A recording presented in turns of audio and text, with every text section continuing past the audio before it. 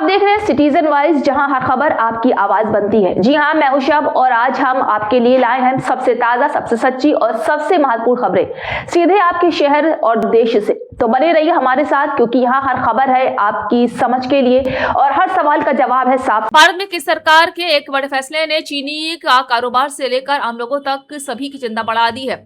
सरकार ने अचानक चीनी के निर्यात पर रोक लगाने का फैसला किया है, यानी अब भारत से दूसरे देशों में चीनी भेजने पर सख्त नियंत्रण रहेगा। ये वो चीनी है जो घर की रसोई में इस्तेमाल होती है। सुबह की चाय, मिठास, बिस्कुट, चॉकलेट, कोल्ड ड्रिंक्स और डेयरी प्रोडक्ट्स तक हर जगह इसकी जरूरत पड़ती है। ऐसे में सरकार के इस फैसले को बेहद अहम माना जा रहा है। सरकार को डर है कि अगर चीनी का एक्सपोर्ट नहीं रोका गया तो आने वाले महीनों में देश के अंदर चीनी की कमी हो सकती है और इसके दाम तेजी से बढ़ सकते हैं। ये वजह है कि बढ़ती महंगाई को कंट्रोल करने के लिए कदम उठाया गया है। दरअसल पिछले कुछ समय से मौसम में बदलाव, कम बारिश और गन्ने की फसल पर पड़े असर की वजह से उत्पादक को लेकर चिंता बढ़ रही थी।